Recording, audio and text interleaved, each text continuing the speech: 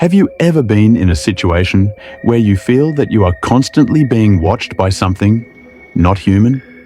I have always never believed in monsters or anything supernatural, but everything changed that night on March 30th, 1995. I was the one who saw the alert first, not because I was more vigilant than the others, but because I was the only one awake at 2:17 a.m. It was one of those nights where sleep just wouldn't come. Too much on my mind, too much to worry about. Our house was quiet, except for the occasional creak of the floorboards. My wife, Emily, was fast asleep upstairs, and the kids, Noah and Lily, were curled up in their rooms, surrounded by stuffed animals and the glow of their nightlights. I was in the kitchen, scrolling through my phone, killing time with meaningless articles when the emergency alert blared. It was jarring, sharp, and shrill, the kind of sound that shakes you awake even when you're not asleep. My heart jumped, and I fumbled the phone, nearly dropping it. The screen glowed brightly in the dim kitchen, and the message was clear. Emergency warning, stay away from all windows. Do not go outside. Lock all doors immediately until further notice. There was no explanation, no context, just that cryptic warning. I stared at it, trying to make sense of it. A prank? A glitch? But it wasn't just my phone. A second later, the landline rang, the same blaring tone coming from it. Then the TV in the living room flickered to life on its own, broadcasting the same message. Stay away from windows. Do not go outside. Lock all doors immediately until further notice. My stomach tightened. Something wasn't right. I could feel it, a prickling unease creeping up my spine. I peered out the kitchen window, but it was pitch black outside. The street lights were out, and the town was shrouded in silence. Too much silence. Even the crickets and frogs that usually filled the night with noise were gone. I backed away from the window and grabbed my phone, heading upstairs to wake Emily. The stairs creaked under my weight, loud in the oppressive quiet. When I pushed open the bedroom door, she stirred, blinking groggily. "What's wrong?" she mumbled, her voice thick with sleep. "Something's happening," I said, keeping my voice low. "There's an alert on the phone, the TV. It's everywhere. They're telling us to stay away from the windows and lock the doors." She sat up, frowning. "What kind of alert? Like a storm or something?" she asked as she stared at me anxiously. "Not a storm. It doesn't say. It's weird," I replied almost immediately, my eyes not leaving my phone screen. That woke her up completely. Emily swung her legs over the side of the bed, already reaching for her robe. "What do you mean, weird?" I handed her my phone, and she read the message, her expression hardening. "Did you hear anything outside?" she asked, glancing at the window. "No, it's quiet. Too quiet." Emily stood, her movements brisk now, purposeful. "We need to check on the kids." We moved quickly, each heading to one of their rooms. Noah was sprawled across his bed, his arm dangling off the side, while Lily was tucked under her blanket, clutching her favorite stuffed bunny. Both of them were sleeping soundly, oblivious to the growing tension in the house. By the time we were back in the hallway, the unease in my chest had turned into something heavier, something closer to fear. "What do you think this is?" I asked, keeping my voice low in a bid not to wake the kids. Emily shook her head. "I don't know, but we should do what they're saying. Lock the doors. Stay away from the windows," Emily replied, her voice and face reeking with fear and anxiety. We went through the house together, checking every lock, every latch. The front door, the back door, the windows in the living room, the bathroom, and even the tiny one in the laundry room. I pulled the curtains shut, double-checking each one as I went. And yet, I couldn't shake the feeling that it wasn't enough. As we secured the last window, a faint noise reached my ears, a low, distant hum. It wasn't loud, not yet, but it was steady, growing louder with each passing second. "Do you hear that?" I whispered. Emily nodded, her face pale. "What is it?" We both moved to the living room, careful to stay away from the windows. The sound was getting closer, a strange, mechanical droning that set my teeth on edge. I wanted to look outside to see what was making that noise, but the warning kept replaying in my head. Stay away from windows. Instead, I grabbed the remote and turned on the TV, flipping to the local news station. But there was no broadcast, just the same alert screen. The droning sound grew louder, and now there was something else. A faint flickering light outside, casting strange shadows through the edges of the curtains. Emily grabbed my arm. "Don't!" I hadn't even realized I was moving toward the window. My hand hovered over the curtain, the urge to peek nearly overwhelming. But I stopped, pulling back. "Something's out there," I said, my voice barely above a whisper as I stared at Emily in shock and bewilderment. Emily nodded, her grip on my arm tightening. "But we're not going to find out what it is by looking. We need to focus on keeping our kids safe." Her voice was subtle. Just, it should be for a mother. And that's when the power went out. The house plunged into complete darkness, and the hum outside grew louder, almost deafening. The darkness wrapped around the house like a suffocating blanket, and the droning outside made it feel like the walls themselves were trembling. My first instinct was to reach for my phone, but the screen was dead. No light, no signal. Emily's sharp intake of breath beside me confirmed her phone was useless too. "No power, no cell service," I said, more to myself than to her. My voice had this fear and anxiety in it, but I knew I had to be strong both for my wife, Emily, and my kids. "Stay calm," she whispered, her voice tight but steady. She was just trying to be strong, for me, for the kids. "We've been through storms before. It's probably just something temporary," she said. Her voice had this made-up confidence. I could tell she was very scared, even though the house was in total darkness. We both knew it wasn't something temporary. The hum outside had shifted. It wasn't just one continuous tone anymore. It pulsated now, like some kind of eerie rhythm, accompanied by faint, metallic clicking sounds. My gut told me this was no storm, no power outage. This was something else entirely. We froze when a loud bang echoed from outside. It wasn't thunder. It sounded deliberate, like something heavy crashing into the ground. "What was that?" Emily whispered. "I don't know," I replied, but my voice cracked, betraying my own fear. "The kids!" I immediately yelled out in fear before I bolted upstairs, taking the steps 2 at a time. My heart raced, and my mind screamed with every possibility of what I might find. I reached Noah's room first and shoved the door open. He was awake now, sitting up in bed, rubbing his eyes. "Dad, what's going on?" he asked, groggily. "It's okay, buddy," I said, forcing a calmness into my tone I didn't feel. "Get up. We're going to stay in the hallway for a bit, okay? Just to be safe." "Safe from what?" he slowly asked. His voice was laced with confusion and fear. I didn't answer. I just grabbed him and walked him slowly out of his room. I moved to Lily's room next. She was already sitting up, clutching her bunny tight against her chest. Her wide, fearful eyes met mine, and she didn't say a word as I scooped her up. By the time I had them both in the hallway, Emily was waiting at the top of the stairs, holding the flashlight we kept in the kitchen drawer just for emergencies or power failure. What still shocked me was how whatever this was had been able to cut off our backup battery. I and Emily had installed backup batteries after the last storm almost devastated our house. The weak beam of the flashlight barely cut through the dark, but it was better than nothing. "We should go to the basement," Emily said, her voice firm. "It's safer there." "What about the noise outside?" I asked as I slowly dropped Lily off to the ground, her weight making the wooden floorboard creak a little bit. She hesitated, but only for a moment. "We'll close the basement door. Whatever's happening, we'll be away from the windows," Emily replied, her words laced with assurance.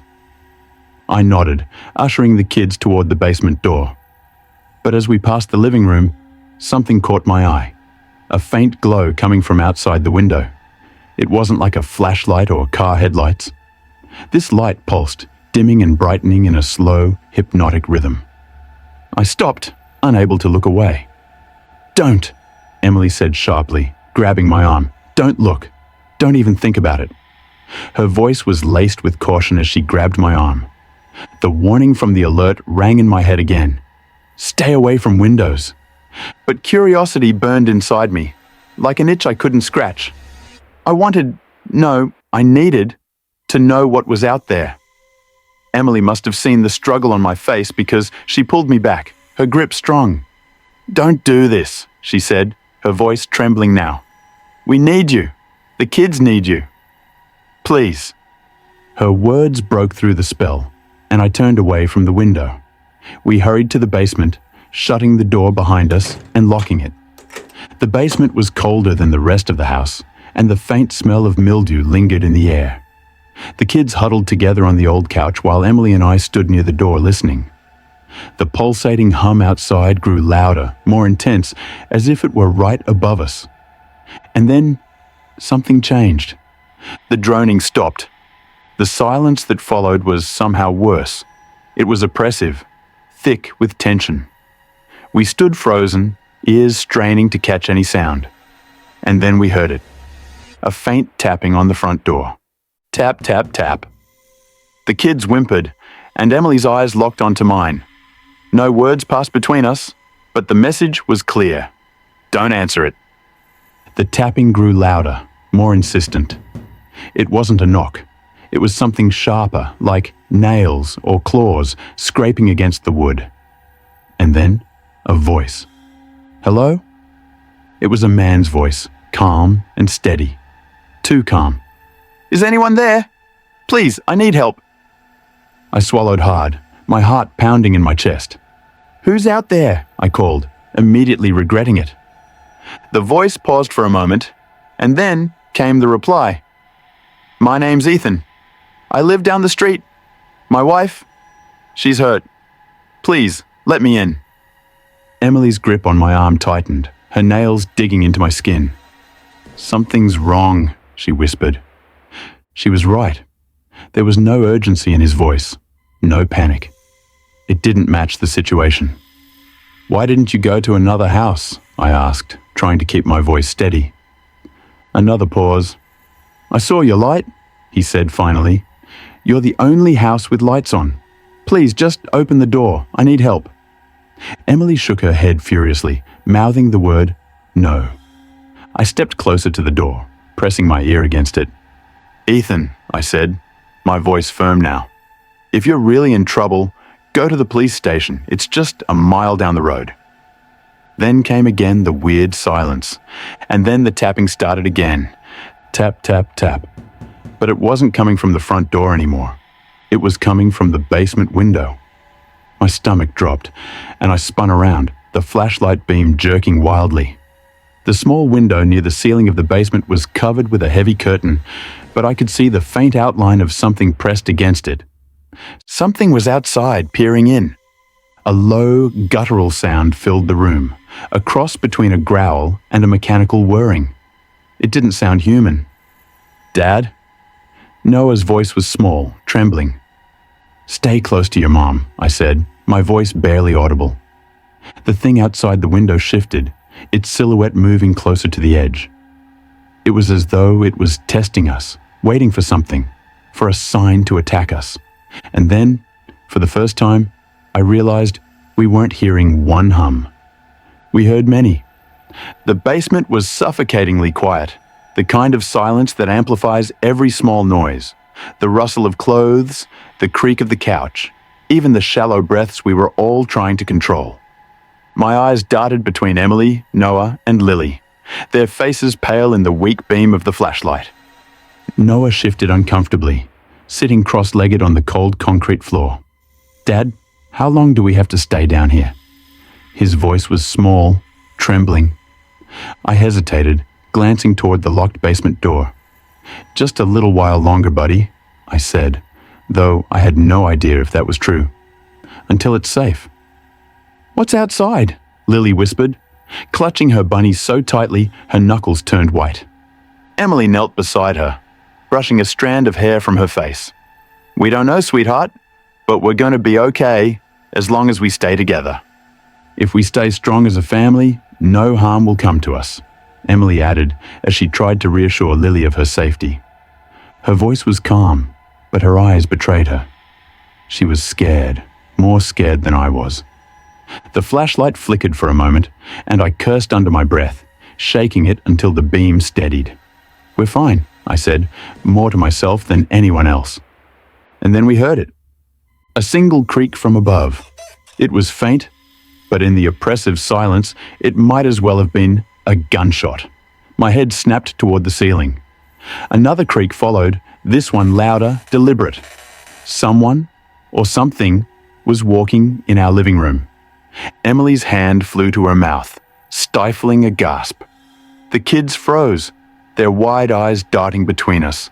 "Maybe it's the wind," Noah whispered, his voice barely audible. "No," I said, shaking my head slowly. "That's footsteps." The sound grew louder, heavier, as if whoever, or whatever it was, wanted us to know it was there. Slow, deliberate steps moved across the floorboard above us, pacing back and forth. Emily grabbed my arm, her nails digging in. "It's in the house," she mouthed, her lips barely moving. I swallowed hard, every instinct in my body screaming to do something, but what could I do? I couldn't risk going upstairs. The warning replayed in my mind. Stay away from windows. Do not go outside. Lock all doors. But it hadn't said anything about what to do if something got inside. Noah reached for my hand, his small fingers trembling. "Dad, what if it's Ethan?" he asked, with so much trepidation reeking in his voice and words. I stiffened, my eyes narrowing. The thought had crossed my mind, but no. Ethan's voice had been outside. This wasn't him. "We don't know who or what that is," I said, my voice firm but quiet. "We stay here. We stay together, not matter what. Understand?" I said, my voice laced with made-up authority and determination. They nodded, even though fear was etched into their faces. The footsteps paused, and for a moment, the silence returned. My heart thudded so loudly, I thought it might give us away. I strained to hear, my ears catching the faintest sound. And then, the shadow appeared. It slid across the wall above us, long and distorted, cast by some unseen light source. It wasn't the shape of a person, not entirely. The arms were too long, the head too narrow, and it moved with an unnatural fluidity, like smoke twisting in the wind. Emily clamped her hand over Lily's mouth, just as she was about to cry out, her own eyes wide with terror. Noah pressed against me, trembling violently. The shadow didn't stay still. It shifted and warped, as if it were alive, crawling across the wall in eerie, deliberate movements. It reached the corner of the room and stopped, lingering there. "Is it looking for us?" Noah whispered, his voice barely more than a breath. I didn't answer. I couldn't. The shadow lingered for what felt like an eternity before retreating, slithering back the way it had come. The footsteps resumed, slower this time, fainter, until they faded completely. For a moment, none of us moved. None of us breathed. Then Emily whispered, "It's gone." But I wasn't so sure. My eyes stayed locked on the ceiling, half expecting the shadow to return. I didn't trust the quiet.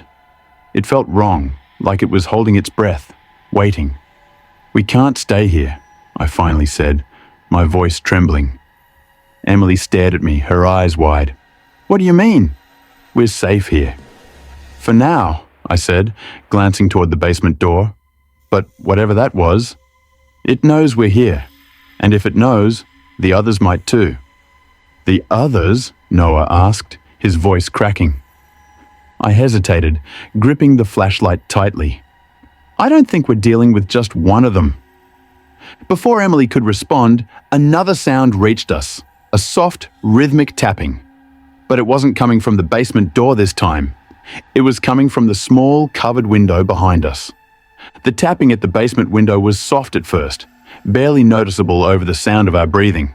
But then it grew louder, more insistent. A steady, deliberate rhythm, as if whatever was outside knew exactly how to unsettle us. Tap, tap, tap. The flashlight trembled in my hand as I turned toward the small window near the ceiling. The heavy curtain we'd drawn earlier remained in place, but it swayed slightly, as though something was brushing against it from the outside. "What is that?" Emily whispered, her voice trembling. Noah was clutching my arm, his eyes glued to the window. Lily buried her face in Emily's chest, whimpering softly. "Stay here," I said, my voice low and firm, though my legs felt like they might give out beneath me.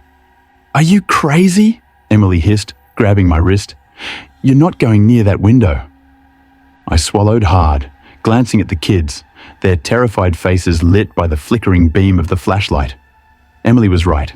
I didn't want to get closer, but I had to know what was out there. I had to be ready. Slowly, I moved toward the window, each step feeling like I was walking into quicksand.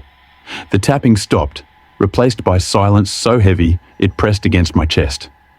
I stopped just short of the curtain, my heart pounding so loudly I was sure whatever was outside could hear it.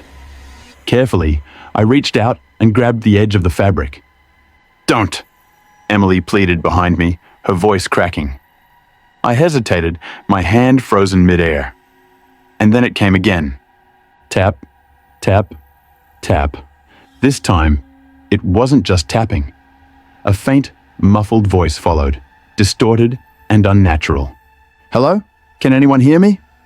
My blood turned to ice. It was a man's voice, calm and measured, eerily similar to the one we'd heard earlier. The voice that had called itself Ethan. Emily stiffened.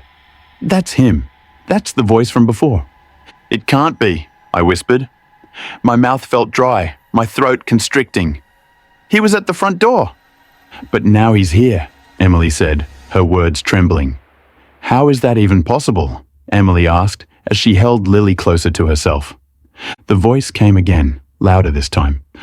"Please, I'm hurt. I need help. Let me in. I beg of you all, please." I stared at the curtain, my fingers gripping the edge tightly. Part of me wanted to yank it back, to confront whatever was out there. But a deeper, primal instinct told me to leave it alone. "Dad, don't," Noah whispered, his voice trembling. "What if it's not human?" His words hit me like a slap. He was right. Something about the voice was wrong. It was too even, too calm. It lacked the urgency of someone truly in distress, just like the first voice that called out to us. Noah's warning immediately reminded me of a movie where mysterious creatures lured people into the woods and fed on their brains by mimicking the voices of their dead loved ones. I stepped back, pulling Noah behind me as I turned to Emily. "Get the kids to the couch," I said quietly. "Stay together." Emily didn't argue. She ushered Noah and Lily away, her arms wrapped protectively around them. I stayed near the window, my eyes locked on the curtain as the voice continued. "Please, I saw your light. I know you're in there. Just let me in." The words sent a shiver down my spine. There was no light. The power was out, and the flashlight beam was weak at best. How could he have seen us? And then the voice changed. "Emily!" My head snapped toward her. She froze, clutching Lily so tightly the little girl whimpered. "Emily," the voice said again, softer this time, almost coaxing. "I know you can hear me. You don't have to be afraid. Open the door and let me in." Her eyes met mine, wide with terror. "How does it know my name?" Emily whispered. I had no answer. My mind was racing, searching for any rational explanation, but there was none. The voice called out again, this time using my name. "James, please, just open the window. I can't stay out here much longer." I stumbled back, my breath catching in my throat. It wasn't possible. There was no way it could know our names. And then, as if to drive the point home, it spoke again, this time using Noah's name, and then Lily's name to make similar request, asking us to let him into the house. "Daddy," Lily whimpered, her voice muffled against Emily's chest. "Make it stop." "I'm trying, baby," I said, though I had no idea how. The voice grew louder, more insistent. "Let me in. I'm begging you." And then it started to change. The calm, measured tone warped, cracking and distorting like a radio caught between frequencies. The words became jumbled, overlapping, until it was speaking in multiple voices at once. Male, female, young, old. "Help me. Let me in. Don't leave me out here. Please. Emily, James, Noah, Lily." The names echoed like a chant, filling the basement with an oppressive weight. "Cover the window!" Emily shouted immediately, her voice cutting through the chaos. I grabbed an old blanket from the corner and threw it over the curtain, securing it with whatever I could find. A stack of books, a toolbox, anything heavy enough to keep it in place. The chanting stopped abruptly. For a moment, the silence returned, so thick and unnatural it made my ears ring. I backed away from the window, my chest heaving. And then the voice came again, quieter now, almost a whisper. "You can't hide forever."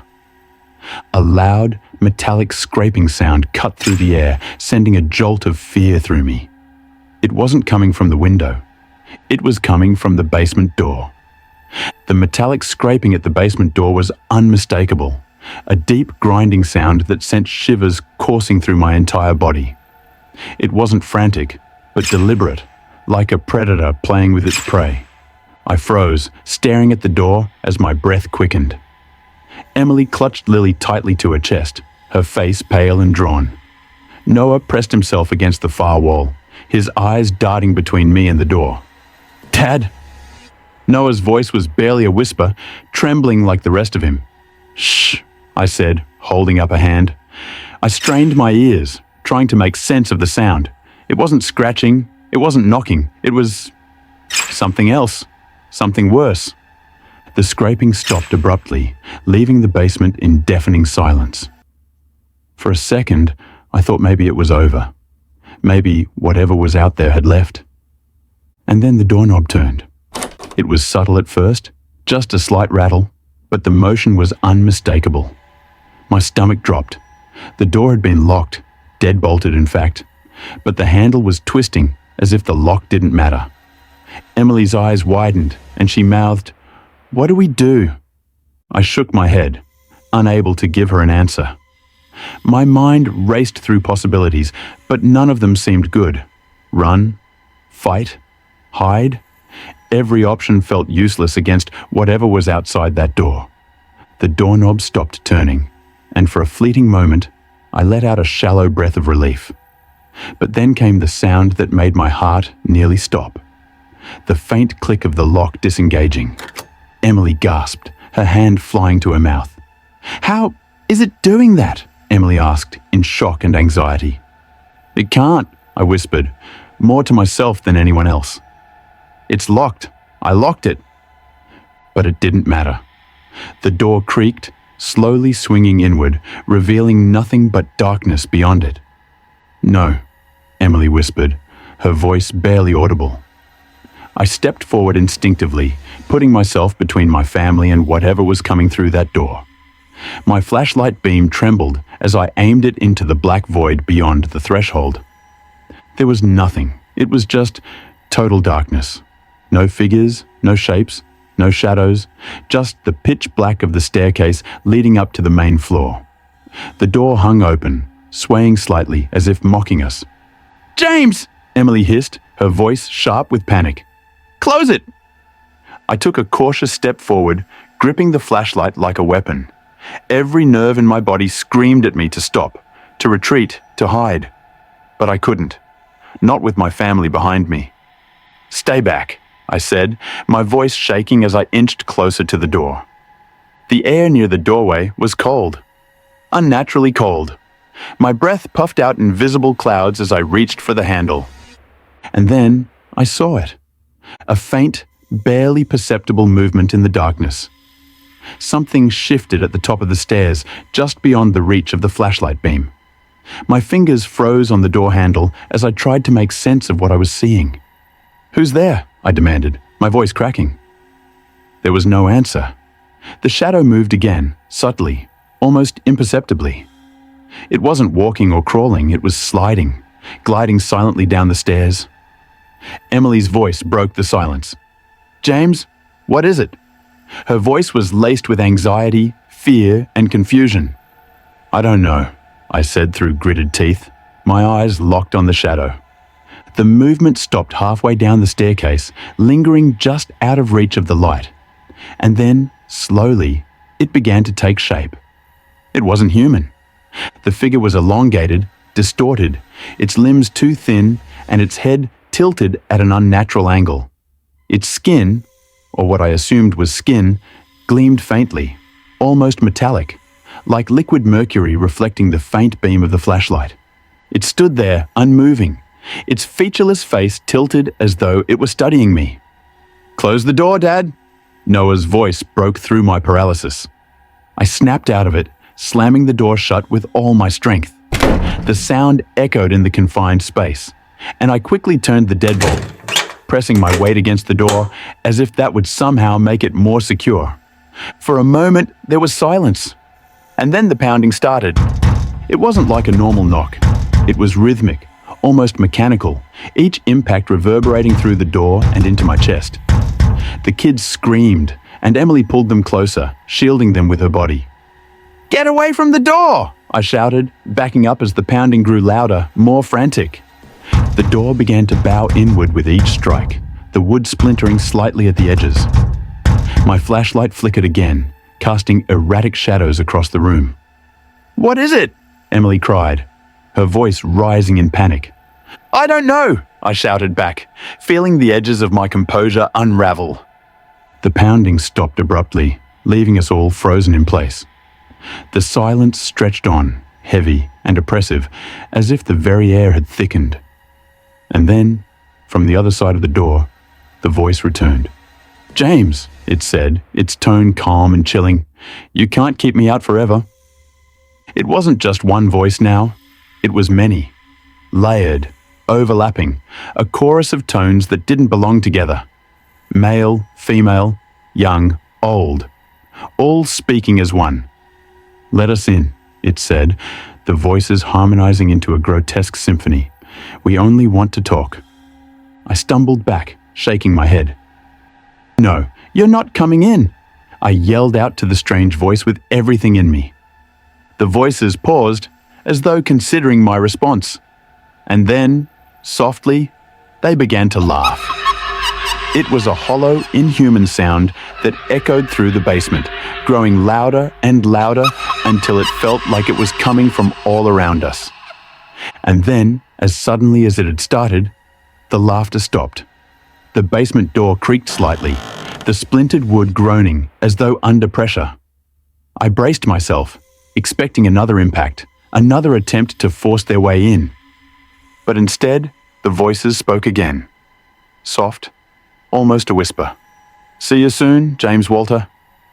The voice said, calling my name in full. The name Walter was my grandfather's name. I couldn't believe what was happening. The door slammed shut on its own, the deadbolt clicking back into place.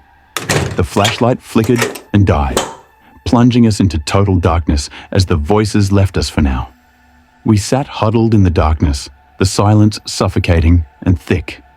My chest heaved as I tried to catch my breath, every muscle in my body tense, as if bracing for another assault. The kids were clinging to Emily, their small forms trembling against her. "James," Emily whispered, her voice hoarse. "What do we do now?" I didn't have an answer. My mind was racing, flipping through every possibility, every scenario. The flashlight was dead, and the basement felt like a tomb. I could feel the weight of the unseen pressing down on us. Whatever was out there wasn't gone. It was just waiting. Plus, it even knows my dead grandfather's name. And then, as if on cue, the emergency radio crackled to life. The sudden burst of static made us all jump. It hissed and popped, filling the room with its eerie, disjointed noise. The radio was supposed to be off. I'd turned it off hours ago to save the battery. "Did you turn that on?" Emily asked, her voice sharp with fear. "No," I said, my eyes locked on the small device sitting on the shelf. The static grew louder, more aggressive, as though it were alive. And then, Through the white noise, a voice emerged, faint at first, but unmistakable. James, Emily, Noah, Lily. Emily's hand flew to her mouth, stifling a gasp. The kids stared at the radio, their faces pale and streaked with tears. "It's them," Noah whispered. "Turn it off," Emily said, her voice shaking. "James, turn it off." I lunged for the radio, fumbling with the knobs, but nothing happened. The static continued, the voice growing louder and more distorted. "You can't run," it said, the words warping and echoing. "You can't hide." The lights on the radio flickered, casting faint shadows on the walls. And then the voice changed, shifting into something that made my blood run cold. It was my voice. "Emily," it said, mimicking me perfectly. "We have to let them in. It's the only way." "No," Emily whispered, shaking her head. "That's not you. That's not you." The radio crackled again, and now it was Emily's voice. "James, open the door, please. They'll hurt the kids if you don't," the voice said slowly. I stared at the radio, my hands trembling. "How is it doing that?" I asked, in shock and trepidation. "I don't know," Emily said, pulling the kids closer. "Just make it stop, James, make it stop," Emily called out to me as she held the kids tightly. Noah and Lily now had tears welling their eyes slowly. I immediately grabbed the radio and yanked the batteries out, silencing it instantly. The relief was short-lived. A loud crash echoed from upstairs, followed by the sound of something heavy being dragged across the floor. "They're inside," Emily whispered, her voice barely audible. "No," I said firmly, trying to convince myself as much as her. "They can't be." But the sounds continued. Footsteps, shuffling, the occasional thud. It wasn't just one set of footsteps either. It sounded like several people moving around, exploring, searching. Emily's eyes were wide with terror. "James, we can't stay here any longer. We have to make a run for our lives while we still can." Emily's voice was laced with tears and anxieties as she spoke. "And go where?" I snapped, my voice harsher than I intended. "Whatever's out there, it's everywhere," I immediately added. A loud bang on the basement door made us all jump. The kids screamed, and Emily clutched them tighter. I turned toward the door, my heart pounding. The banging came again, followed by a voice, a new one this time, faint but distinct. "Is someone down there?" The voice didn't sound like the others. It wasn't distorted or layered. It was clear, human, a man's voice. "Hello?" it called again. "I'm looking for my daughter. Please, I need help." Emily looked at me, her face torn between fear and hope. What if it's someone like us? Someone hiding? Emily's voice was barely above whispers as she held my arm slowly. "Or it could be a trap," I said, my voice low. The man's voice came again, louder this time. "I'm not one of them, I swear. I just need to know if you've seen her. Her name is Claire. She's only 10. She could be in danger out here, please. You have got to believe me." The voice continued. The mention of a child sent a pang through my chest. Could it really be someone in need? Someone like us, trapped and terrified? "James," Emily said softly, her eyes pleading. "What if it's real?" I hesitated, my mind racing. If it was a trap, opening that door could doom us all. But if it wasn't... "Stay here," I said finally, my voice steady despite the fear coursing through me. "Don't move." "No," Emily said firmly, grabbing my arm. "You're not doing this alone." Her face was laced with determination, one that wasn't there some moments ago. I looked into her eyes, saw the resolve there, and nodded. "Fine, but stay behind me." Together, we moved toward the door. The kids huddled on the couch, their wide eyes following our every move. I pressed my ear to the door, straining to hear anything beyond it. The man's voice came again, softer now, as if he was speaking directly to me. "Please, I'm begging you. I just need to know if she's here." I took a deep breath and turned the lock, my hands shaking. The door creaked as I opened it a crack, just enough to see who was on the other side. A man stood there, his face pale and haggard, his clothes torn and bloodied. He looked human, normal, but something about him felt off. "Who are you?" I asked, my voice wary. "My name's Peter," he said, his eyes darting past me into the basement. "Please, I don't mean any harm. I'm just looking for my daughter. She ran off when they came." Emily stepped closer, her voice soft but firm. "How did you get in here?" "The back door," he said quickly. "It was open. I thought this place was abandoned."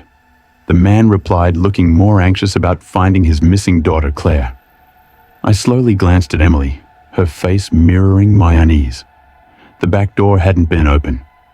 "Where is she?" Peter asked, his voice breaking. "Have you seen her? Please tell me you've seen her," the man asked anxiously. It was almost as if he was about to cry. I shook my head. "We haven't seen anyone. We are so sorry," I said, feeling a little something for the man. His shoulders slumped, and he let out a shaky breath. "I don't know what to do. She's all I have left," the man added as he slowly let his tears fall from his eyes. There was something about the way he said it, the way his eyes glistened with desperation, that made me falter. "We're hiding," Emily said cautiously. "If you want to stay here, you can, but we can't go outside. It's not safe." Peter nodded quickly, stepping into the basement. "Thank you. Thank you so much." As he moved past me, I caught a glimpse of something, a faint shimmer on his neck, like liquid silver catching the light. My stomach turned. "James," Emily whispered, her hand gripping mine tightly. "I know," I said, my voice barely audible. The kids stared at Peter, their eyes wide with fear and curiosity. He gave them a small, weary smile before sitting down on an old chair near the wall. "Don't worry," he said, his voice calm and soothing. "We're going to get through this, all of us." But as he spoke, I couldn't shake the feeling that something was wrong, that faint shimmer on his neck. It wasn't human. And then, out of the corner of my eye, I saw it. A shadow moved behind him, sliding along the wall like liquid. It wasn't just Peter who had come in. Peter sat hunched in the old chair, his face buried in his hands.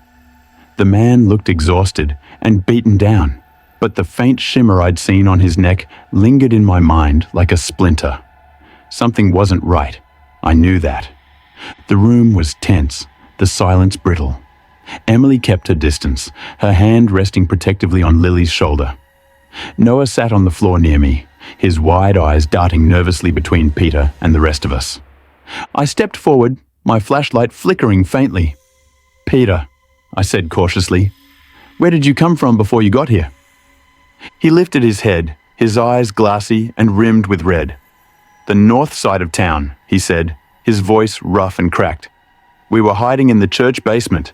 It was safe at first, but then they found us." "Who's they?" Emily asked sharply. Peter flinched at the question, his gaze dropping to the floor. He took a deep, shuddering breath before answering.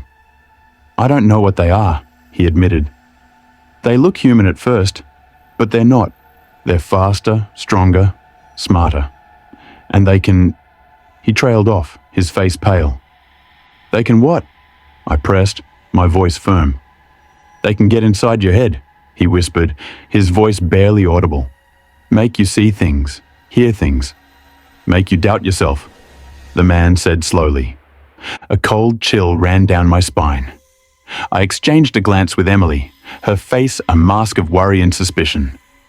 "What happened to the others at the church?" Emily asked, her face matching the curiosity reeking all over her face and words. Peter's jaw tightened. "They didn't make it," he said flatly. "I tried to save them, but it was too late. I barely got out alive." His words hung in the air, heavy and suffocating. For a moment, I almost felt sorry for him. Almost. But the shimmer I'd seen on his neck gnawed at my gut like a warning siren I couldn't ignore. "Can I get some water?" Peter asked suddenly, breaking the silence. Emily hesitated, glancing at me. I nodded, and she moved to grab a bottle from the supplies in the corner. She handed it to Peter, keeping her movements cautious and measured. "Thank you," he said, twisting the cap off with trembling hands. He took a long drink, his Adam's apple bobbing as he swallowed. That's when I saw it again. The faint glimmer.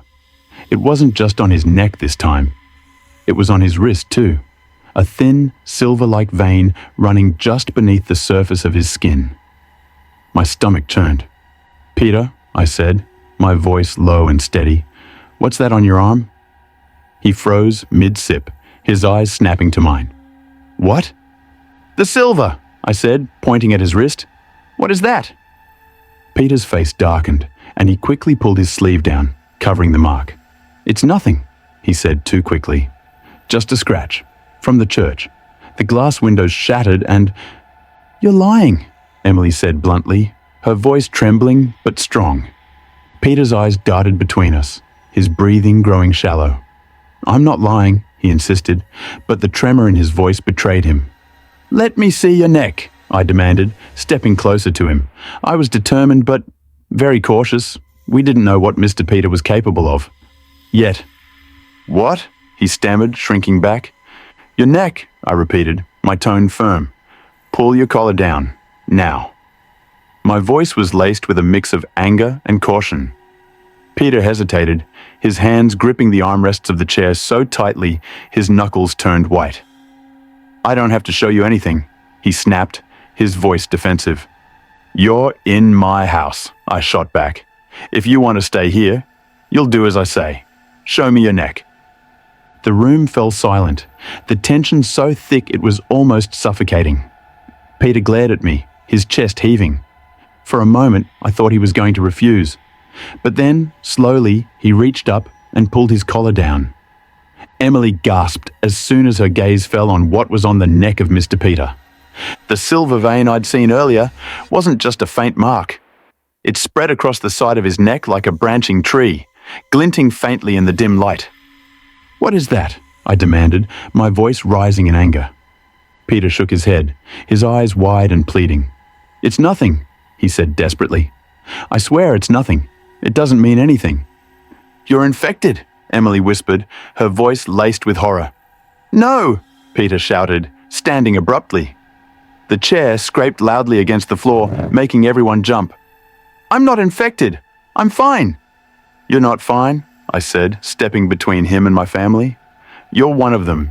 You were infected and sent to take us all out." My voice had this anger and power in it that my kids and Emily hadn't seen before. "I'm not," he screamed, his voice breaking. "I'm still me. I'm still human. I can prove it to you," Mr. Peter added almost immediately. The kids were crying now, their small voices filling the room with panicked sobs. Emily pulled them closer, her face pale and stricken. "James, what do we do?" she asked, her voice trembling. I didn't answer. My mind was racing, weighing my options. Peter was clearly infected, but he hadn't turned yet, at least not completely. Was there still a chance he was telling the truth? Or was he just biding his time, waiting to betray us? Peter dropped to his knees, tears streaming down his face. "Please," he begged, his voice hoarse. "You have to believe me. I'm not like them. I'm still me." But as he spoke, the silver veins on his neck and wrist began to pulse faintly, as if in rhythm with his heartbeat. "Get away from us," Emily said, her voice cold and resolute as she tried wiping the tears off Lily's face. Peter looked at her, his face twisted in anguish. "Please," he whispered, "don't do this. Don't leave me out there with them." I gripped the baseball bat tighter in my hand, my knuckles white. "Peter," I said slowly, my voice steady, "if you're still human, you'll leave. Now." He stared at me, his eyes wide with disbelief. "You can't be serious," he said. "If I go out there, I'll die." "Better out there than in here?" Emily said harshly as she grabbed Noah closer to herself. Peter's expression crumbled, and he let out a strangled sob. "You're making a mistake," he said, his voice trembling. "You'll regret this. You'll see." The faint shimmer of silver in his veins brightened momentarily, and for a fleeting second, his eyes flashed with something alien, something that wasn't human. I took a step forward, raising the bat. "Get out!" Peter stumbled to his feet, backing toward the stairs. "You're all dead anyway," he said bitterly, his voice low and venomous. "You just don't know it yet." He turned and bolted up the stairs, his footsteps echoing loudly. The basement door slammed shut behind him, leaving us in stunned silence. "James," Emily said after a long pause, her voice shaking, "what if he comes back?" I didn't answer. My eyes were locked on the silver residue shimmering faintly on the chair where Peter had sat. Whatever he wasn't gone. And somehow, I knew this was only the beginning. The sound of Peter's footsteps above us faded into the oppressive silence of the basement, but the tension lingered like a bad taste. Emily clutched Lily and Noah to her side, her lips pressed into a thin line. The kids were quiet, but their wide eyes betrayed the terror bubbling beneath the surface. I lowered the baseball bat and exhaled, my grip still tight enough to make my hands ache. "We can't stay down here forever," I said, breaking the silence. Emily looked at me, her eyes filled with worry. "If he comes back—" "He's not coming back," I interrupted, though my voice lacked conviction. "And if he does, he won't get past me," I added as I stared slowly at the bat. "That's not the point," she snapped, her voice trembling with fear and frustration. "What if he's one of them? What if he brings them here?" Emily asked as she patted Lily on her back slowly. The thought hung heavy in the air. The kids' small, frightened breaths were the only sounds in the room. "We don't know what he is," I said carefully, "but we know we can't trust him." Emily nodded, her expression hardening. "So what now? We can't just sit here waiting for something to happen." I scanned the basement, the dim light casting long shadows across the walls. The flickering bulb overhead seemed to mock our sense of safety, its weak glow barely piercing the darkness. "We need more information," I said finally. "We need to know what's out there, what's really happening." Emily stared at me, her jaw tightening.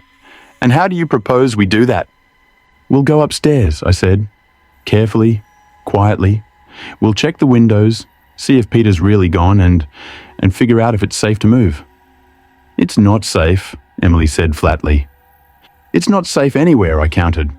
"But we can't stay down here forever.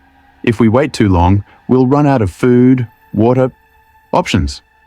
Emily hesitated, her eyes flicking to the kids. Lily was curled into her mother's side, clutching her stuffed rabbit, while Noah sat stiffly, his hands gripping his knees. They both looked to her for reassurance, their fear mirrored in her own face.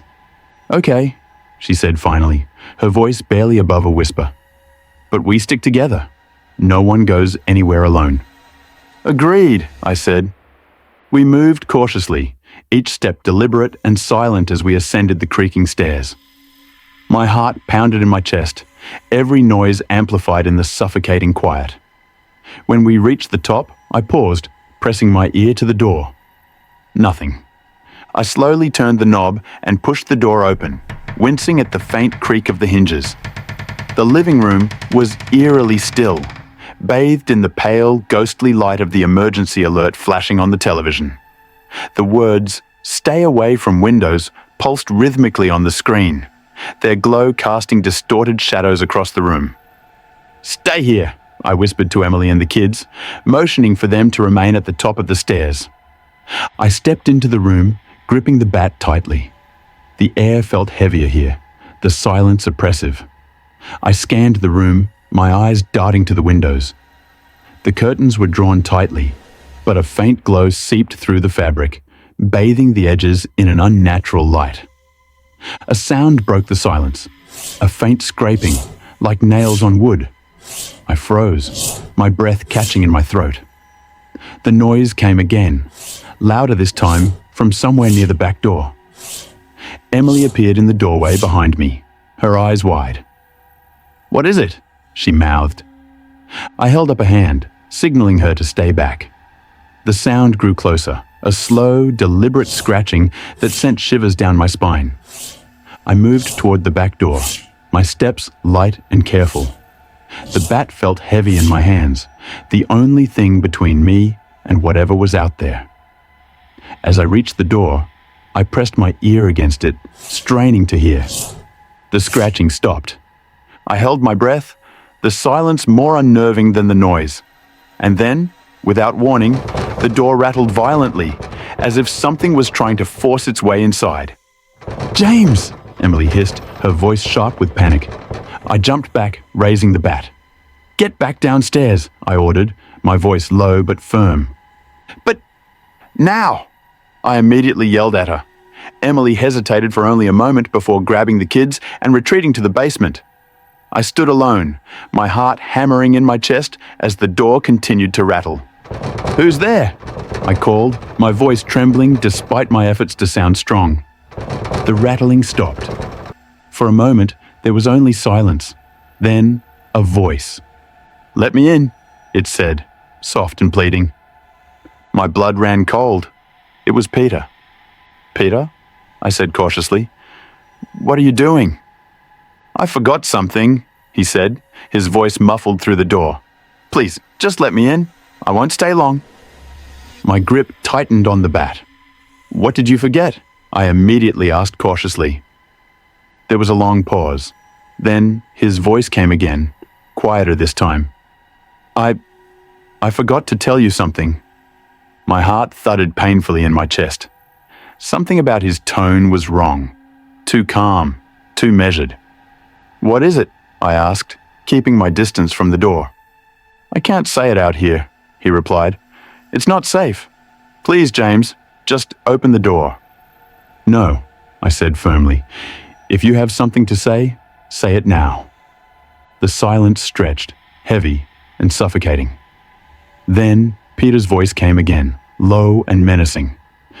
"You're making a mistake," he said. "You're going to regret this."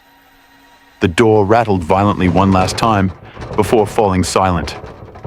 I stood there for what felt like an eternity, my eyes locked on the door. Finally, I backed away, my hands shaking. When I returned to the basement, Emily was waiting for me, her face pale. "What happened?" she asked.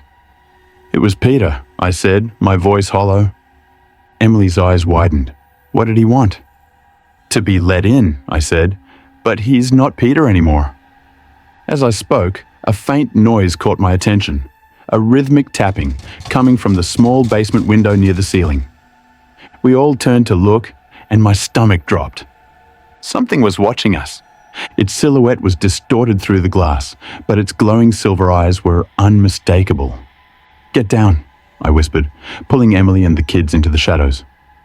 The tapping stopped, and the figure disappeared. But I knew it wasn't gone. It was waiting. And it wasn't alone. The tapping had stopped, but the suffocating tension in the room remained. We huddled in the dim light of the basement, pressed into the shadows, listening to the silence above and around us. It wasn't comforting. It was the kind of silence that screamed with the promise of something terrible waiting to happen. Emily's trembling hand found mine. "What did you see?" she whispered, her voice so low it barely reached my ears. I swallowed hard, struggling to keep my voice steady. "Eyes," I said simply, "silver eyes, staring right at us." My voice was reeking with fear and anxiety. Noah whimpered, clutching Emily's arm. "Are they gone?" "They're not gone," I said grimly, my eyes locked on the small basement window. "They're still out there, watching." Lily buried her face in Emily's side, her small shoulders trembling. "I don't want to be here anymore," she mumbled. "I know, sweetheart," Emily said, stroking her daughter's hair with shaking fingers. "I know," she slowly added. A low hum began to rise in the distance, faint but growing louder. It wasn't mechanical, more like the resonant hum of a massive swarm, vibrating the air itself. I tensed, my pulse quickening as I exchanged a look with Emily. "What is that?" she asked, her voice barely above a whisper. "I don't know," I said, gripping the baseball bat until my knuckles turned white. "But it's getting closer." The hum grew louder, more oppressive, reverberating through the walls and rattling the loose items on the shelves. Dust shook loose from the ceiling, sprinkling down like a fine mist. Then came a new sound, a low, guttural growl that seemed to emanate from everywhere at once. Emily's eyes widened in terror. "James, what do we do?" "Stay low. Stay quiet," I said, my voice firm despite the dread clawing at my insides. "They haven't gotten in yet." Noah pointed to the window, his voice trembling. "Look." We all turned to see the fog rolling in outside, thick and unnatural, swallowing everything in its path. The window began to darken as the fog pressed against the glass, blotting out the faint glow of the emergency alert. "This isn't normal fog," Emily said, her voice barely audible. "No kidding," I muttered. A shadow moved within the swirling grey mist, tall and angular. Then another, and another. Figures, humanoid but wrong, their limbs too long, their movements jerky and unnatural, drifted through the fog, their silver eyes glowing faintly. One of them stopped directly in front of the window, its face. Or what passed for a face? Tilting as if it could sense us. Its elongated fingers twitched against the glass, leaving faint smudges in their wake. Lily whimpered, and Emily clamped a hand over her mouth, her own breathing ragged. The figure seemed to pause, its head jerking to one side in a sharp, unnatural motion. Then it began tapping again. Tap, tap, tap. Each sound sent a jolt through my body, the rhythm slow and deliberate, as if it were trying to communicate or torment us. Emily's nails dug into my arm. "James," she whispered, "it knows we're here." I shook my head. "Number, it's testing." "Testing what?" "Us," I said grimly. The tapping stopped abruptly, and the figure backed away into the fog. For a moment, all was still. Then, as if on cue, the entire house groaned, a deep, bone-chilling creak that made the walls seem alive. "What's happening?" Noah asked, his voice high-pitched and panicked. "I don't know," I admitted, "but it's not good." The groaning stopped, replaced by a new sound, a scraping, like claws dragging across the walls upstairs. It moved in slow, deliberate patterns, circling the house. "They're inside," Emily whispered, her face now pale with confusion and anxiety. "No," I said quickly, trying to reassure her, and myself. "They're on the outside, for now." The scraping grew louder, more aggressive, as if they were trying to carve their way in. "James," Emily said, her voice trembling, "we can't stay here. We have to make sure whatever is out there doesn't lay a claw on our kids." Emily added slowly. I could literally see the fear in her eyes. I glanced at the kids, their faces pale too with fear. I knew Emily was right. We were sitting ducks. "We'll move," I said, my mind racing. "We'll make a break for it. If we stay here, we're dead." Emily stared at me, her eyes wide. "And go where? We can't even see what's out there." "We'll figure it out," I said. "We have to, for Noah and Lily," I added as I took a deep breath. As if to punctuate my words, the basement door creaked open. We all froze, staring at the top of the stairs. "Peter," I called, though I already knew it wasn't him. No response. The scraping upstairs stopped. The silence that followed was worse than any noise. "James," Emily whispered, her voice shaking. "I'll check it out," I said, gripping the bat tightly. "No!" Emily grabbed my arm. "You can't go up there alone." "I have to," I said. "If something's coming for us, I need to stop it before it gets down here." I started up the stairs, each step feeling like a lifetime. The air grew colder the closer I got to the door, my breath visible in the faint light. When I reached the top, I peeked through the cracked door. The living room was dark, the emergency alert still flashing faintly on the TV.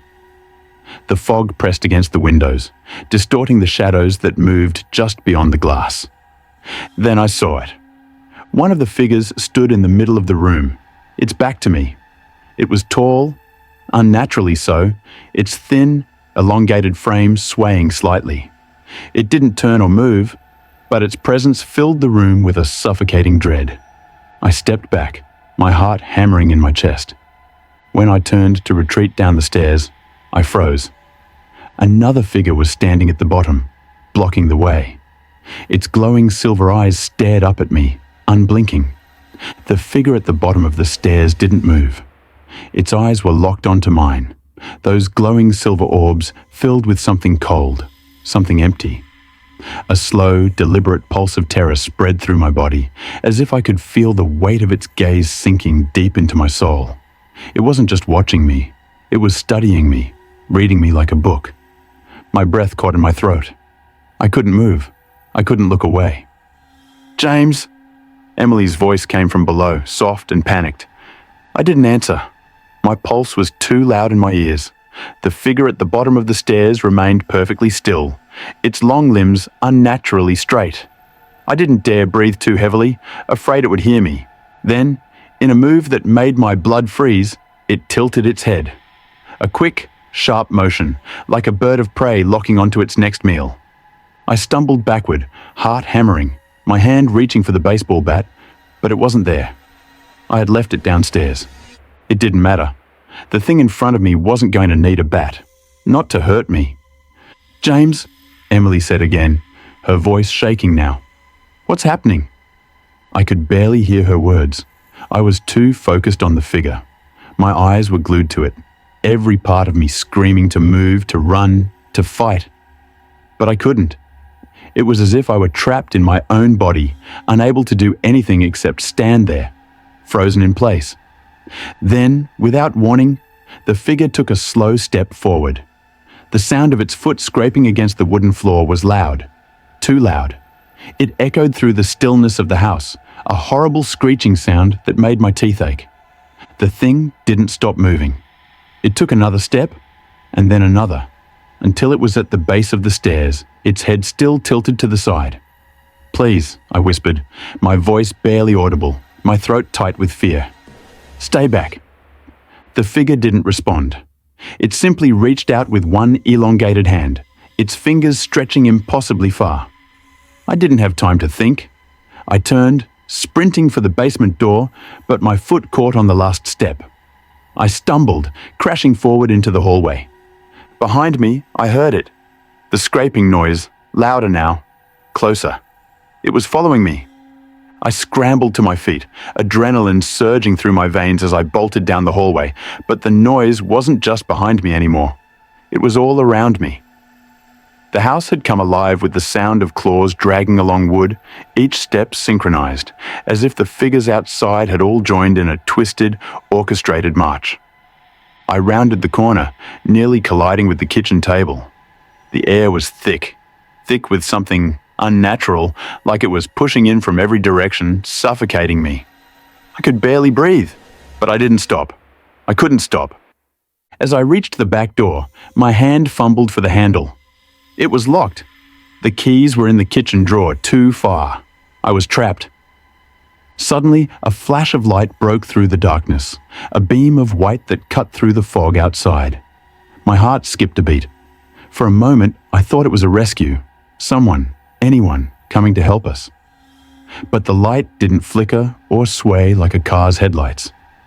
It was steady, too bright, and too cold. And then I saw it. In the distance, just beyond the fog, a massive swirling shape began to take form. A shape that was too large, too grotesque to be real. The light emanated from it, pulsing in time with the eerie hum that still vibrated through the walls. It wasn't a ship, not like anything I had ever seen in a sci-fi movie. It was a living thing, or maybe something beyond that, something that had never been meant to exist. It pulsed with an unnatural rhythm, as though it were breathing, or perhaps feeding off the fog, the darkness, the fear. The scraping sounds grew louder, more urgent now, like hundreds of fingers were clawing at the walls, trying to reach inside. I turned back to the basement door, knowing I had no choice. Emily and the kids were waiting for me to keep them safe. But what could I do against something like that? "James!" Emily's voice cried from below. "Get down here, please." I dashed back to the basement door, throwing it open. The room felt like a tomb, but it was the only place that might be safe, for now. Emily grabbed my arm the moment I stepped inside, her grip iron tight. "What did you see?" she demanded, her voice frantic. "They're everywhere," I said, my chest heaving, my words tumbling out in a breathless rush. "And there's something bigger, something out there, waiting for us." Lily clung to her mother's side, her face streaked with tears. Noah stood by the corner, his body rigid, his eyes wide with terror. "It's not going to stop," I said, my voice barely above a whisper. "We're not safe here. I don't know where we're going to go." I finally said with so much disappointment in myself. I could see the fear in Emily's eyes, a reflection of my own. But there was something else there too, something that mirrored my growing panic. If we didn't leave now, if we didn't find a way out of this house, we might never get the chance. I ran to the window, hoping for some sign of help, but the fog had closed in. There was no light beyond the haze, only the endless blackness, the looming shapes that watched, waited, and moved closer with every passing second. And that noise, always that noise, scraping, tapping, scratching at the walls, at the doors, at us. Emily's voice broke through my thoughts. "James, we have to leave. Now." I turned, looking at my family, my wife, my children, and knew that we couldn't just wait anymore. The walls were closing in. The danger was everywhere. But how did we escape the inescapable? I opened my mouth to say something, anything, but before I could speak, the fog outside thickened.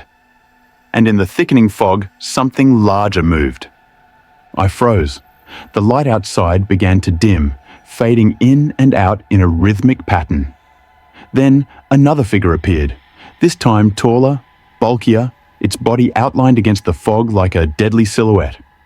It wasn't alone. And that's when the scraping stopped. The silence was worse than the sound. I knew then that whatever this thing was, it wasn't just watching us. It was waiting for us. And when the waiting stopped, our real nightmare would begin. The moment the fog outside thickened, I knew we were no longer just hiding. We weren't being observed. We were being hunted. The figures, silent and calculating, had circled the house, their eerie patience growing, just waiting for the right moment. The larger shape, that massive silhouette in the mist, loomed like a predator stalking its prey. We could feel it, the weight of its presence, like the air itself had turned to stone, suffocating everything inside. I turned back to Emily and the kids, my eyes wild, panic clawing at my insides. "We need to get out, now!" My voice cracked as I spoke, the fear in me almost tangible. Emily shook her head, her eyes filled with terror. "Where? Where are we supposed to go? There's nowhere left. Those creatures, whatever they are, must have killed everyone outside." Her voice was sharp, frantic, struggling to hold on to any sense of control in this madness. She wrapped her arms around Lily, the young girl trembling against her. "We can't stay here," I said, my mind racing. "We have to find a way out, any way out." But every window, every door seemed like it was closing in on us. The house felt like a cage. We were already trapped, and yet I couldn't shake the feeling that something was about to break through, something far worse than anything we had already encountered. The scraping resumed. Slowly at first, just a faint skittering at the edges of my consciousness. But as the seconds ticked by, it grew louder, more deliberate. It wasn't just one thing anymore. There were many, hundreds, thousands. They were all around us, scratching, clawing. They were everywhere, just outside the walls, beyond the windows. I pressed my ear to the door, trying to listen, trying to make sense of it. The low hum from earlier returned, vibrating through the floorboards beneath my feet. It was louder now, resonating with a sickening intensity, like the entire house was alive and thrumming with energy. Suddenly, the hum shifted, pulsing with rhythmic precision, matching the scrape of claws, the tapping from outside. They were moving in sync, too synchronized. "They're not just watching," I said, my words shaking. "They're calling to each other." The air turned cold, ice cold, as though the warmth of the house was being sucked out from beneath us. My breath fogged in front of me, and I felt the hairs on the back of my neck stand up. Emily looked around, her eyes wide with panic, but she didn't say anything. She just held Lily tighter, trying to shield our little daughter from the terror that was already inside. And then, like a switch being flipped, the door to the basement shuddered with a violent jolt. I froze, my heart pounding in my chest as I stared at the door. The figures outside weren't just circling anymore. They were pushing against the walls, pushing against everything. They were trying to get in. I stepped back, grabbing Emily's arm. "Get away from the door. Get away from the stairs." My voice was barely above a whisper now, barely enough to be heard over the deafening hum that seemed to penetrate every inch of my skull. I wanted to scream, to do something, anything, but there was nothing I could do. We had no weapons, no escape plan, no answers. We were just waiting. Noah stepped toward me, his eyes wide with confusion and fear. "Dad, what's going to happen? Why can't we leave?" "Because they'll get us," I said, my voice cracking. "And they're not going to stop until we're all gone." My voice was laced with disappointment, mostly in myself, as I finally told my son Noah the truth. Emily closed her eyes, holding back tears. I knew she was trying to stay strong for the kids, but the truth was, we were beyond help. No one was coming for us. The hum grew louder, closer. Then came the first loud thud. It wasn't from outside, it wasn't from the walls. It came from somewhere deeper inside the house, from beneath the floorboards, a low rumbling sound followed by another thud. The house groaned. The floor beneath us shuddered. "What is that?" Emily asked, her voice trembling, her hands clutching Lily even tighter now. "I don't know," I said, voice low and tight. "But it's getting closer, and it's coming from beneath us," I immediately added. Another thud, louder this time. Then a crack. Something broke beneath us. I could feel the foundation of the house shift. The floorboards split open with a sickening snap. And just when I thought it couldn't get any worse, the lights flickered, went out completely. For a moment there was only darkness, only the faintest sounds of our own breathing. Then, crack. A huge, shuddering crack from the far side of the house, followed by the sound of something tearing, ripping, like paper being shredded by a brutal hand. I stumbled back, tripping over a chair, my heart racing in my chest as the house seemed to collapse around us. Another crack. The walls began to split, the structure groaning with pain as if the very foundation was being torn apart. "They're inside," I whispered. "They've finally breached the house." Fear and anxiety reeked all over me as I spoke. Another thud. Another cracking noise, this one even louder. And then the unmistakable sound of something dragging against the floor. Slow, deliberate, as if it was savoring the moment. The basement door rattled again, violently, as something slammed against it from the other side. I backed away, stumbling in the dark, my pulse pounding in my ears. "James!" Emily gasped, her voice tight with panic. "We're trapped! We're trapped!" I couldn't respond. I couldn't think. All I could do was stare at the dark, twisted shapes beyond the walls, the ones that had come for us, the ones that had been waiting for us to fall apart, to break. Something beyond the door shifted, scraping against the wood, sliding over it with sickening precision. I could feel it coming. The sound grew louder, closer, until it was only inches away. It had us cornered. There was no escape. The lights flickered back to life, just for a brief moment, but it was enough to see the shadow at the top of the stairs. And when the lights cut out again, it was too late for any of us. The walls trembled again, and this time, it wasn't from the rumbling of the house's foundation. It was something else, something far worse. A pulse of air, thick and dense, rushed through the house, pushing against the windows with the force of a storm. The pressure built with every passing second, squeezing the life out of the room. The lights flickered, dimming once more. And then, nothing. We were plunged back into the suffocating blackness, the only sound the deafening drumbeat of our hearts. I could barely breathe, the air so heavy it felt like it was closing in on us. My mind raced, grasping at straws, trying to find a way out, a way to escape.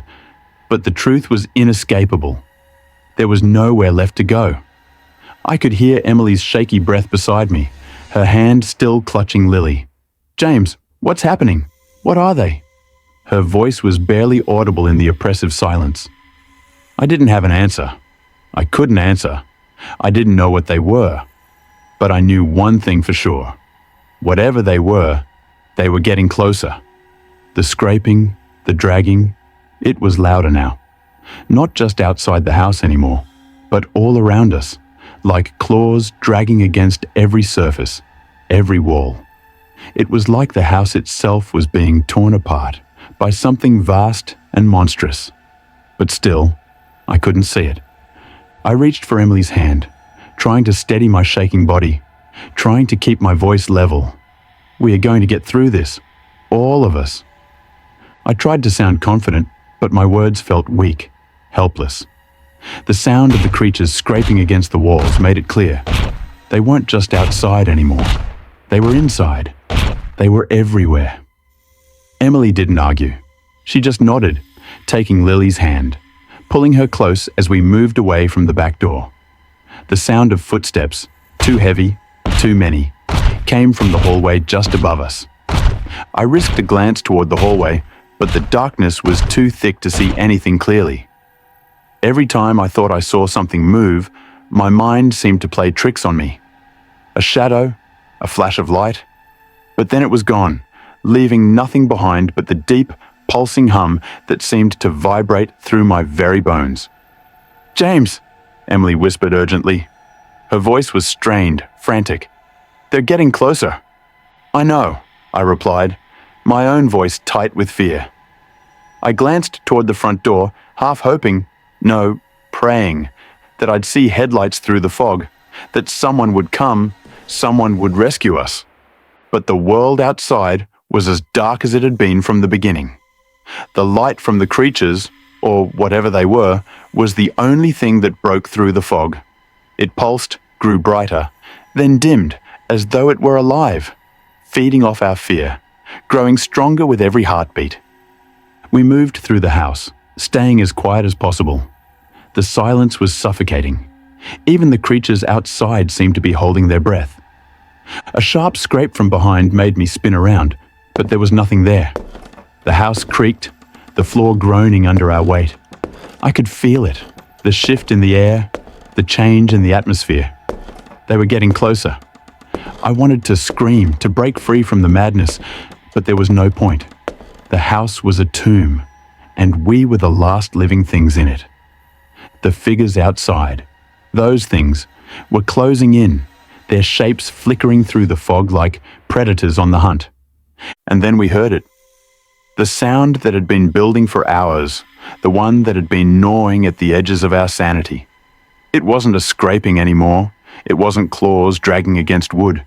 It was something else. Something alive. It was a sound like bones cracking, like the tearing of flesh. It was the sound of something breaking free. Something bigger.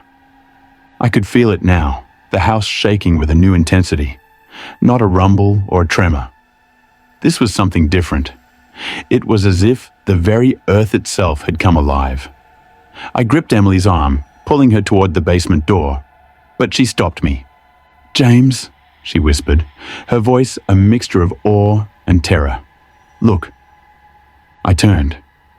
At the far end of the hallway, something moved, slowly, methodically.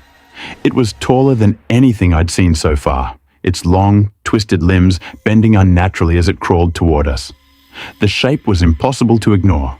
It had no eyes, no face, only dark, jagged edges, like a silhouette made from the darkness itself. The very air around it seemed to warp and shift. And then it spoke, not in words, number. It was worse. It was a noise, A voice that was more of a feeling than a sound, a horrible vibration that rattled the bones in my skull, a pulse that cut through everything, demanding to be heard. The air vibrated with its presence, shaking the walls, shaking my very thoughts. I couldn't understand it, but it didn't need to be understood. It was here, and it was hungry. The thing stepped forward, its long arms reaching out toward us with a disturbing slowness. There was a hollow, sucking noise, as if the air itself was being pulled into its grasp. It wasn't alone. Behind it, through the shadows, a swarm of smaller shapes moved, just as dark, just as unnatural. The figures outside had merged into one. They had become one. I could feel my heart race, the blood rushing in my ears. The walls were closing in. There was no escape. We were trapped, surrounded. And then, for the first time in what felt like an eternity, the silence was broken. The claws outside the house finally made their move. The door shattered. It wasn't the creaking of old wood. It wasn't a break. It was an explosion. The air seemed to crack in two as the door was torn from its hinges, splintering like dry leaves in a storm. Something was coming. Something bigger than we could have ever imagined. I couldn't breathe. My hands shook, but I could do nothing. I wanted to move, to fight back, but everything in me froze. Emily's face was pale, her eyes wide with terror, but there was nowhere for us to go. And then, from the center of the chaos, from the heart of the storm, I heard the unmistakable sound of an explosion that shook the earth itself, cracking through the air. The creature had reached the center of the house. It was almost time. Time for us to face the truth we'd been running from. The truth that we were never meant to survive this very night. The house was no longer a house. It was a ruin, a hollow shell of splintered wood and shattered glass, barely holding itself together. The air was alive, vibrating with the sheer weight of the presence that loomed over us. The creature had fully emerged now, towering above everything, its form shifting and writhing as though it wasn't bound by the laws of this world. Its jagged, unnatural edges blurred in and out of existence, as if it were caught between dimensions. It didn't move like something alive. It moved like a nightmare-given form. Emily clutched Lily, holding her close as the creature's shape began to solidify. Its face was nothing more than a void, a swirling abyss that seemed to consume all light. Around it, smaller figures swarmed, their insect-like limbs clicking and twitching as they crawled closer, their hollow eyes glowing faintly in the dark. I stood frozen, my breath shallow, my body refusing to move, but something stirred deep inside me, some primal instinct that told me to act, to do something. I grabbed a fire poker from the debris at my feet, though I knew it wouldn't make a difference. How do you fight something that isn't bound by reality? How do you kill what you can't even comprehend? The creature tilted its head, or what I assumed was its head, toward us. That low, vibrating hum returned, louder this time, shaking the very ground beneath us. It wasn't a sound, it was a message, an incomprehensible communication that bypassed my ears and echoed directly in my skull. I couldn't understand it, but I felt it. It was a message of inevitability, of doom. No! Emily's voice rang out, breaking through the oppressive noise. She stood, trembling but defiant, holding Lily tightly. Stay away from her. She's just a child. The creature paused, as though considering her words. Then it moved. Slowly, deliberately, it extended one of its impossibly long limbs toward us.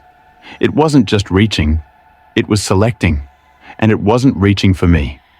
It was reaching for Lily, my little daughter. No! I shouted, lunging forward, swinging the fire poker with all the strength I could muster. The metal struck its limb, but it was like hitting solid stone. The impact jarred my arms, sending the poker clattering to the ground. The creature didn't even flinch, not even a bit. Emily screamed as the creature's limb wrapped around Lily, lifting her into the air. Lily's small body went limp, her eyes wide with terror. "Daddy, Daddy, don't let it take me away," she cried, her voice barely audible over the deafening hum. I scrambled to my feet, desperation fueling me. "Put her down," I shouted, grabbing a broken piece of wood and throwing it at the creature. It didn't react. It didn't care. Lily was slipping away, and there was nothing I could do to stop it. Then, something changed. The lights, the faint, glowing lights that had been pulsing outside the house, began to intensify. They grew brighter, stronger, until the entire room was bathed in an otherworldly glow. The creature recoiled, its form flickering and distorting as though it were being torn apart. The smaller figures screamed, a high-pitched, ear-splitting wail that made my vision blur. Lily fell to the ground, landing in Emily's arms. The creature staggered back, its form breaking apart, unraveling like threads of shadow pulled into the light. But the light wasn't coming from outside anymore. It was coming from inside the house. No, from us, but from an unexpected source. Emily gasped, her arms tightening around Lily as the glow grew brighter. It wasn't just light. It was something else, something warm and powerful, something alive. It radiated from Lily, from her small, fragile body, spreading outward like a wave. The creature howled, its form disintegrating in the light. The smaller figures collapsed, their bodies crumbling into ash as the wave passed over them. The house shook violently, the walls splintering further, but the light held steady. It pushed the darkness back, consuming everything in its path. And then, just as suddenly as it began, it was over. The creature was gone. The house was silent. The only sound was the soft, labored breathing of all of us, huddled together on the floor. The air was still, the oppressive weight lifted. But the light was still there, faint but present, emanating from Lily, my little daughter. I stared at her, my mind racing. "Lily, what just happened?" She looked up at me, her eyes wide and filled with tears. "I didn't mean to, Daddy. I'm sorry." "Sorry? Sorry for what?" I asked, my voice trembling. "For calling them," she whispered slowly. Her voice was laced with remorse. My blood ran cold. "What do you mean, calling them? Lily, what did you do?" I asked in shock and bewilderment. Lily's little hands trembled as she clutched Emily's arm. "I didn't know it would work. I just wanted to talk to someone. I wanted to find—" She trailed off, her voice breaking. Emily and I exchanged a horrified look. "Find who, Lily?" Emily asked gently, though her voice was tight with fear. Lily's eyes filled with tears. "My real family." The words hit me like a punch to the gut. "Lily, we are your family," I said, my voice cracking as I stared at her in shock and curiosity. She was just 7 years old. She shook her head. "No, Daddy, you're not. They are. Those creatures are my real family, and not you." Lily added almost immediately. Her voice had this weirdness in it. The room seemed to tilt, my mind struggling to process what she was saying. "Lily, what are you talking about? Who are they?" I asked as I slowly grabbed her hand. She didn't answer. Instead, she looked toward the broken door, where the last traces of the fog were beginning to dissipate. And in the distance, far beyond the ruins of our house, I saw them. Shapes, figures, watching, waiting. The realization hit me like a freight train. The creatures weren't random. They weren't invaders. They were family. And Lily had brought them here. But how did she do it? The silence in the aftermath was deafening. The weight of Lily's words pressed down on me like a stone. My knees buckled, and I sank to the floor, staring at her as if seeing her for the first time. My daughter, the child I had raised, loved, protected, wasn't mine. And worse, she had brought them here, these creatures that almost killed us. Emily clutched Lily tightly, her knuckles white, as if holding her would somehow keep her from slipping away. "Lily," she whispered, her voice trembling and laced with confusion as she asked, "Lily, what do you mean? What are you talking about?" Lily's eyes darted between us, her small face crumpling under the weight of her secret. "I didn't know they'd come like this," she said, tears streaming down her cheeks. "I didn't mean for anyone to get hurt." I forced myself to speak, my voice hoarse. "Lily, you need to tell us the truth. Now, who are they? Why did they come?" Her bottom lip quivered. "They're my family," she whispered again, barely audible. "No," I said, my voice rising. "We're your family. Emily and I, we've always been here for you. We love you." She looked at me then, her tear-streaked face filled with guilt and something else, something I couldn't quite place. "You don't understand," she said softly. "You found me, remember? You said I was a miracle." The memory immediately hit me like a lightning strike. The day we found Lily. It was a cold, misty morning, years ago. Emily and I had been driving through the back roads after a long weekend getaway when we saw her, alone, wandering by the side of the road. A toddler, barely old enough to speak. We had no idea where she'd come from, and no one ever claimed her. We thought it was fate, a blessing. But now, that memory twisted into something darker, and far more scarier than we could have ever imagined. "You said you found her," Emily whispered, her voice breaking. "You said she was abandoned." Lily nodded slowly. "I wasn't abandoned," she said. "They left me here to grow, to learn, so I could bring them back on this very day, the 30th of March. The words hit like a sledgehammer. "Grow? Bring them back on this very day? Why?" I stammered, my chest tightening. "What are you talking about, Lily? You're just a child," I slowly said as I stared at my little Lily. Lily shook her head. "I'm not like you," she said, her voice trembling but steady. I didn't know it at first, but I could feel it. Something inside me. Something different. And when I wanted to talk to them, they heard me. Emily let out a choked sob, her grip on Lily loosening.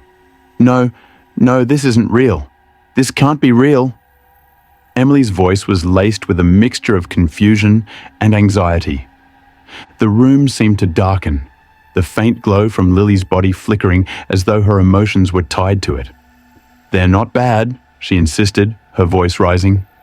"They just want me to come back. They didn't mean to hurt anyone. They didn't know how to talk to you." "That's not talking, Lily," I shouted, gesturing toward the destruction around us. "They killed people. They tore this town apart. And you let them in." My voice was a bit raised, but I tried my best to maintain my calmness. Lily's small frame shook as she sobbed, her cries echoing in the hollowed-out house. "I didn't mean for it to happen like this. I just wanted to know where I came from," she slowly added, almost crying. The ground beneath us rumbled softly, and I realized the fog was returning, creeping in through the broken windows and shattered walls. Shapes began to form in the distance, their glowing eyes piercing through the mist. "They're coming back," Emily whispered, her voice barely audible as she stared at Noah, who hadn't said anything since we found out who Lily truly was. "Lily," I said, trying to steady my voice, "you need to stop this. Send them away." She looked at me, her tear-filled eyes wide with fear. "I can't," she said.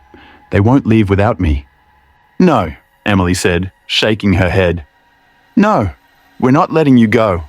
You're our daughter. You're our Lily. We can't let them take you away from us." But Lily stepped back, slipping from Emily's grasp. The glow around her intensified, casting long shadows across the room. "I love you," she said, her voice breaking. "But I don't belong here. I never did." "Lily, stop!" I lunged forward, but the light flared, blinding and searing. I stumbled back, shielding my eyes as the fog swallowed her whole. The figures outside surged forward, their forms coalescing into a massive, towering shape that loomed over the ruins of our home. They didn't attack this time. They stood there, silent, waiting. For her. Lily turned to us one last time, her small figure dwarfed by the shadows behind her. "I'm sorry," she said. I wish I could stay." And then she was gone. The light vanished, the fog dissipated, and the creatures melted away into the night. The silence that followed was deafening, the emptiness overwhelming. Emily fell to her knees, sobbing uncontrollably. I stood there, frozen, staring at the spot where Lily had disappeared. It was over, or so I thought.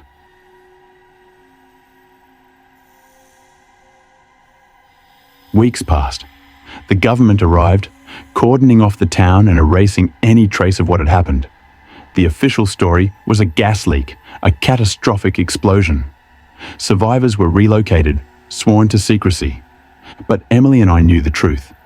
We carried it with us every day, the loss of our daughter, a daughter who was never truly ours. I went back to my boring job as the watchman at the city park.